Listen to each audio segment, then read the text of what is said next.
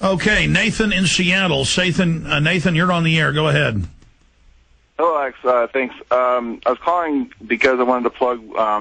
Wanted to know if you ever had Ellen Brown on.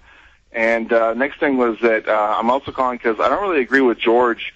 I'm an atheist patriot, and I think the kind of rhetoric he's talking about is not really helpful. Because well, sir, he wasn't saying. Hold on a minute.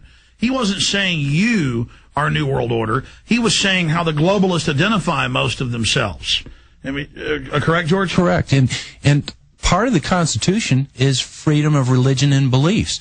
And if that is your belief, so be it. That's not my belief. But if I believe in the Constitution and real freedom, I allow you to be a Lutheran or a Catholic or a Jew or an atheist. And we can all live together. Nathan, do you want to come back and make any more comments? Yeah. All right, I'll put you on hold. We'll come right back to you after this quick break. Long segment coming up. Tons of time to take your calls and a lot more with George Humphrey. But yeah, don't let me forget our extended interview we're going to do about mind control, because this film's going to talk about how they program people, you know, all the different levels of programming. Yeah. Left-right paradigm, you know, all of this that's going on that keeps people in the dark. I tell you, the time just flies when you're exposing the New World Order. Let's go back to Nathan. Okay, your issue with George is saying the elite claim they're atheists. They're really Luciferians. They don't want us being on the spiritual side. But he wasn't saying all atheists are with the New World Order. Go ahead, sir.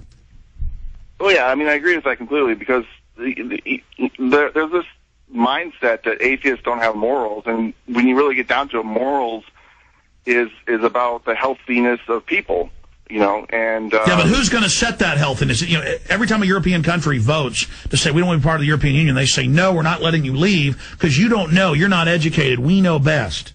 See, so there's this attitude of, you know, the elite are saying what their morals are, and if you look what their morals are, death, destruction, enslavement with a nice sugar coating. So all I'm saying is look at, and people can say, well, look how Christianity's been used for mass murder, or Islam, or any of this. That is, again, always these people using that for that. Yeah, well, that's the point. It's that morality is outside of religion as far as I'm concerned. But, you know, even if you don't consider it to be outside of religion, the main thing is it's not really hard to find. You don't have to tell your kid, you know, don't stick dirt in your mouth.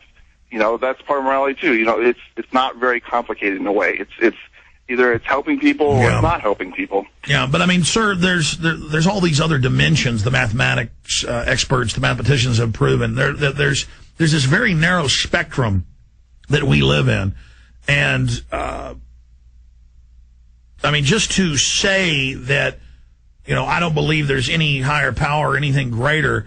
I mean, if you've studied where the Earth is, how it's positioned, you know, its moon is just the right size, and all these other mathematical, and they say, well, that's just because we're alive here, because we're the one spot in the universe where this, you know, 1 out of 50 trillion actually happened.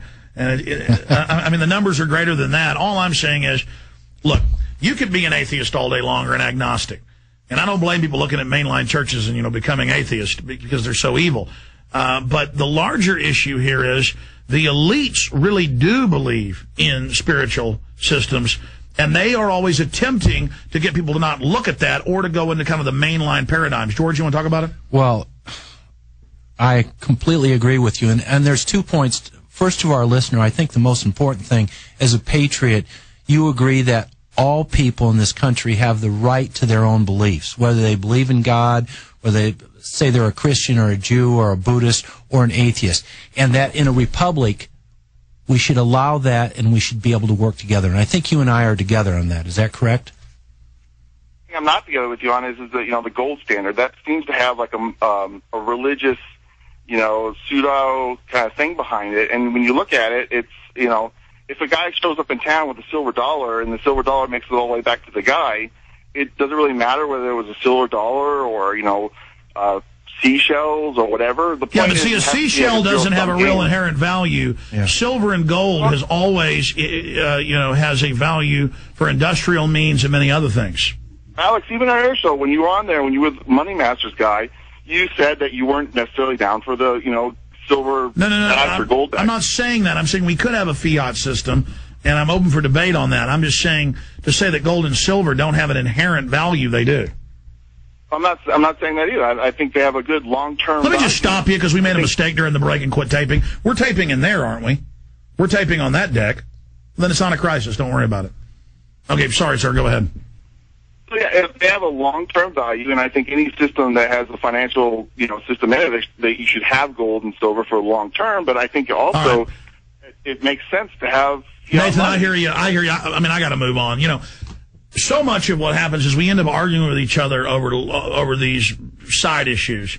And I'm not saying gay marriage isn't a side issue or abortion isn't a side issue, or I'm saying for the elite they are. They want us fighting all day over all these issues that aren't in the overall plan of we have a tyrannical world government run by a bunch of murdering eugenicists. And all these people I talk to, the bankers are corrupt. I agree things are getting bad, but Obama's going to fix it when he's bought and paid for by them, George. Well, there's no question is that Obama is a perfect Trojan horse for these people.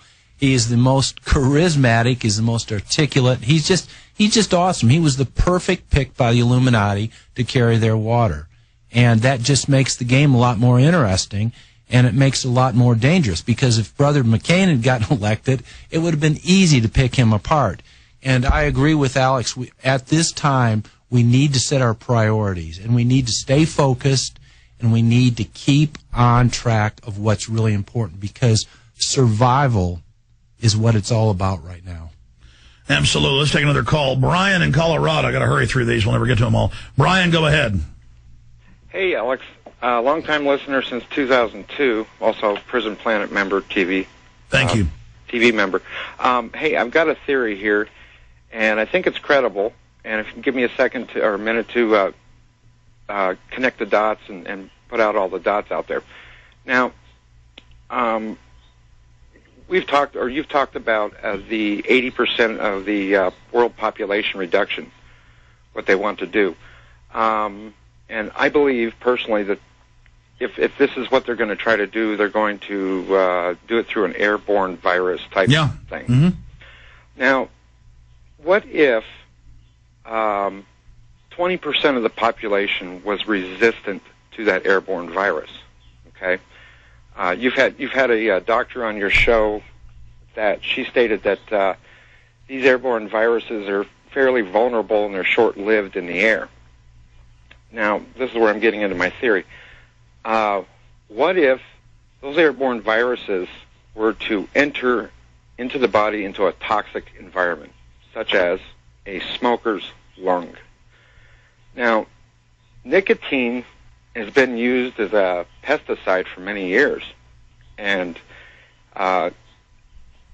there's been this war against smokers. I mean, we got this new tax, and they're trying to get us to quit smoking for whatever reason.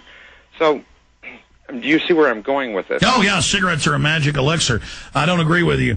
Certainly, look, the establishment is going to carry out controlled bioattacks that are smaller to lock us down and train us that they're our saviors and going to protect us from the next bioattack. Well, they're already doing it right now. All you have to do is look up in the air and look at the chemtrails.